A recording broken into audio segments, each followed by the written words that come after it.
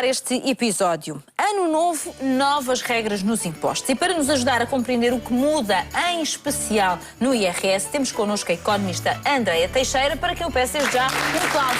Olá, Andreia, bem-vinda. Boa tarde. Muito boa tarde.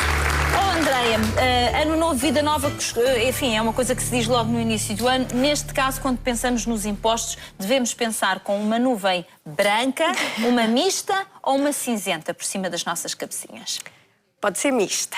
Mista? Pode ser mista. Vá lá, vamos menos começar mal. pelas boas? Vamos começar pelas boas. Para aclarar. Então vamos lá. No que respeita ao IRS, as novidades são boas, as principais alterações são boas. Portanto, é em termos daquilo que as famílias vão poder deduzir para receber o reembolso de IRS, na altura dos reembolsos, vão ver melhorias. Ou seja, há alterações. Vou-lhe pôr o seu microfone um bocadinho mais para cima. Ou seja, há alterações relativamente ao ano passado que são benéficas para as famílias, é isso? Em termos de dedução de IRS vão ser. Por exemplo? Por exemplo, os tetos máximos para dedução com despesas de saúde, de educação, foram todos eles aumentados. Não só a taxa, no caso das despesas de saúde, mas também os próprios tetos máximos para dedução. Ou seja, isso realmente aqui há uma alteração. Mas deixe-me, se calhar, para, no fundo, agrupar um bocadinho melhor a informação que os nossos espectadores têm lá em casa, eu gostava que começasse por explicar, primeiro, os tipos de impostos, porque às vezes nós ouvimos na televisão a informação, nem sempre de forma muito clara, e falam de impostos diretos, impostos indiretos. Para a maior parte das pessoas isto é chinês. É fácil. Então, o que é que são os impostos diretos e os indiretos? Muito bem, impostos diretos são aqueles que nós vemos sair do nosso vencimento. São aqueles que aparecem a descontar do nosso salário. Sim, sempre a bater. E são também, tudo que incide sobre IRS é imposto direto. Imposto indireto é aquele que nós não vemos. Nós, ao pagar, vamos pagar o combustível e estão lá dentro. Não por sei exemplo, quantos impostos. no gasóleo está 60% de impostos e na gasolina 50% de carga fiscal. O IVA, por exemplo, Por também, exemplo, não o é? IVA nós vemos no talão, mas enfim. Portanto, estes são impostos indiretos. Ou seja, se calhar em algumas situações nós não reclamamos tanto porque não é tão sentimos. evidente. Uma coisa é vermos no recibo do ordenado, outra coisa é realmente estar, umas vezes de forma clara, outras vezes de forma, eu não vou dizer camuflada, mas não tão explícita, não é? Não tão é explícita. Portanto, esses são os impostos diretos e indiretos. Agora, vamos falar da tributação separada do casal. Primeiro aspecto. Muito bem, essa é uma das alterações, é uma inovação para nós, mas vem na linha do que já existe na Europa, não é? países. Sim. Permite o quê? Atualmente, só casais a viver em união de facto podem decidir como vão declarar os seus rendimentos para efeitos fiscais, se juntos, se separados. A partir de 2015, portanto, na declaração de rendimentos que vão fazer em 2016, podem decidir o que for mais favorável fiscalmente. Mesmo que as pessoas sejam casadas? Mesmo que sejam casadas em qualquer regime. Já não é obrigatório como era antigamente? Exatamente. Isso é uma grande alteração. É, principalmente para os casais cujos rendimentos são dispares. Quando um dos cônjuges tem um rendimento elevado e o outro um rendimento mínimo, o cônjuge de rendimento elevado é altamente tributado e não é tido em consideração o rendimento baixo. Acaba por ser muito prejudicado, não é? Sim, esses podem optar por fazer conjuntamente, mas a opção por defeito vai ser separadamente. Portanto, os casais que queiram fazer em conjunto têm que informar o fisco, quando forem fazer a sua declaração, de que querem... Fazer em conjunto. Exatamente. O que é uma mudança muito grande, não é? Porque até agora nunca foi deste modo que foi feito. Depois, a repartição do rendimento. Vamos falar também um bocadinho da repartição do rendimento. Muito bem. Também tem alterações. Até aqui, o rendimento era distribuído, como nós designamos, por sujeito passivo. Portanto, pelo casal, pelo marido e pela mulher. Agora, de 2015 em diante, vai também ser ponderado, peça de distribuição, peça de divisão, os menores a cargo, portanto, os dependentes, e também os ascendentes. Com uma ponderação menor os dependentes e os ascendentes, mas vão entrar para essa divisão de rendimento. Então, antes isto não acontecia? Não, era só os menores não eram... Eu faço estas perguntas... Deduzia-se as despesas. As despesas, mas só as despesas, mas não eram considerados para esta divisão do rendimento global. Há uma questão também, que é os ascendentes, para entrarem, têm que ter a pensão mínima de 200... até 259 euros. Ou seja, a partir daí não entram para este bolo, divisão. não é? Para esta divisão, para este bolo. São realmente alterações importantes. Agora, há novos prazos para a entrega da declaração de rendimentos? Atenção. Mas atenção, é importante que esses prazos não podem confundir. Este ano temos que entregar no prazo que vigorava o ano passado. Nós estamos a falar de tudo o que vai vigorar a partir do ano que vem. Exatamente. Mas temos que nos mentalizar ao longo deste ano. Portanto, esta só vai entrar em vigor em 2016. Muito este bem. ano têm todos que entregar o IRS como faziam até aqui. A diferença é, se até aqui entregavam primeiro os que tinham declarações em papel, março, e depois em abril os que tinham declarações eletrónicas, agora de 15 de março a 15 de abril vai entregar a sua declaração de rendimentos quem ofere rendimentos do trabalho ou pensões de reforma. E depois, 15 de abril a 15 de maio, vão declarar rendimentos os que tenham outras fontes de rendimentos além dessas. Esta separação parece-lhe benéfica? Acha que pode esta divisão ser eventualmente... Porque todos os anos surge sempre uma altura de pico de entregas de declarações, depois é o sistema que vai abaixo, depois não se consegue entrar no site. Uma grande confusão. Andréia acha que isto pode de alguma forma dividir um bocadinho as coisas e eventualmente tornar o sistema mais funcional? Eu acredito que esse é o objetivo, mas faz algum sentido, porque quem tem as outras fontes de rendimentos tem muitas vezes mais dificuldade em recolher os documentos. Exatamente. Para entregar a declaração. E, portanto, no fundo, acaba por dar aqui também um espaço mais equilibrado. Outra questão. Deduções pessoais. As deduções, os tetos para as deduções pessoais são feitos por escalões. Se precisar de consultar e buscar tanta informação, por amor de Deus, faça. É impossível uma pessoa ter tudo na cabeça. Mas há também uma alteração importante que, se calhar, atrás poderia ter dito nas deduções, que é, a partir de agora, portanto, a partir do dia 1, só poderíamos deduzir para efeitos de IRS e de IVA as faturas que tenham o número de contribuinte inserido pelo estabelecimento. Ou seja, quando vamos comprar alguma coisa e dizemos eu quero uma fatura, e muitas vezes se houvesse esta pergunta, eu já ouvi um milhão de vezes, com ou sem contribuinte? Sem. Que fiquem a saber que se for sem contribuinte não vale nada. Não deduzem. Exatamente, não vale nada, não se querem depois pôr, enfim, para poder deduzir, não vai poder deduzir nada. Portanto, se indica que quer que com o número de contribuinte e diga o seu número de contribuinte para que esta seja uma fatura completa, logo válida para os efeitos que pretende. Muito bem. Despesas de educação. Despesas de educação. Vamos ter um aumento ao teto máximo de dedução e Podemos deduzir mais, então. Exatamente. E vamos deduzir 30% das despesas de educação. Ou seja, há realmente aqui eu lembro-me até que foi uma questão que deu muita polémica, porque se nós já somos um país com poucas crianças, não é? E às vezes os pais fazem um investimento brutal para que elas possam estudar, as deduções eram tão baixas que houve muita gente que se manifestou e com razão. Portanto, isto vai ser alterado. Aumenta, mas o teto é facilmente atingido. Pois é, porque os valores continuam a ser muito baixinhos, portanto também não vamos enganar as pessoas. Despesas com a habitação. As despesas com habitação, não há grandes alterações. A dedução para as rendas dos arrendamentos é de 15%, mas assim vai continuar a ser? O teto. Sim, vai continuar a ser.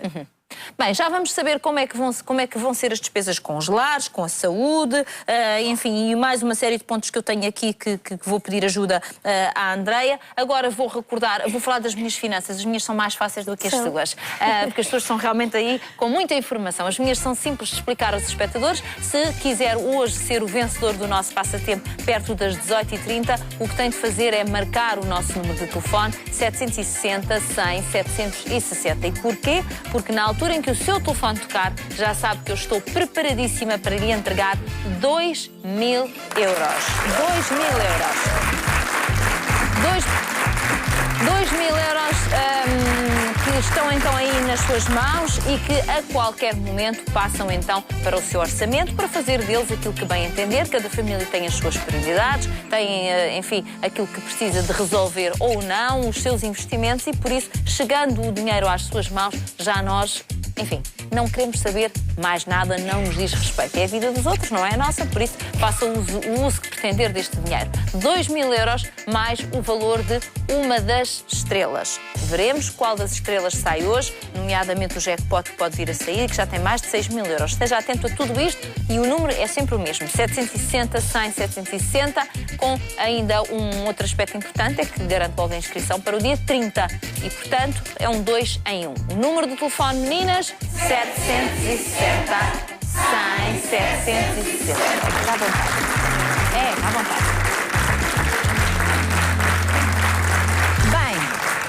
Andreia, vamos continuar. Eu tive que fazer uma cábula, porque realmente era tanta informação, e enfim, mas a Andreia é uma especialista na matéria. Despesas de saúde. Despesas de saúde. Está melhor ou está pior? Está melhor. Está melhor? Está melhor para várias coisas que está melhor. Estão melhores. A maior dificuldade é as pessoas terem o dinheiro para ter as despesas de saúde. Essa é que é a grande verdade. Essa é que é a grande verdade. A grande essas não deduzem. Não deduzem porque, coitadas, nem chegam a gastar, não é? Mas houve um aumento dos tetos. Houve. E da taxa? A taxa era 15%, era 10% e este ano vai ser 15%. E vamos poder deduzir 1.000 euros de despesas de saúde. Até um máximo de 1.000 euros. Até um máximo de 1.000 euros. E antes eram 800 e tal. O que para algumas famílias realmente, enfim... Se tiverem despesas. Depois, temos agora um novo grupo de dedução à coleta, que é as despesas gerais familiares. Traduza-me isto por miúdos. Isto é uma medida fiscal para promover a emissão de faturas em serviços que nós não costumamos pedir faturas, não é? E são essas novas despesas gerais.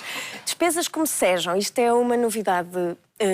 O café, os cinemas, espetáculos no geral, supermercado, consumos em casa, como seja o gás, a água. Podemos pedir contribuinte nessas faturas e deduzir fiscalmente. Ou seja, coisas que até agora nós, muitas delas nem pedimos fatura, que achávamos que não vale a pena, vale a pena pedir, porque há um valor até o qual nós podemos deduzir. Exatamente.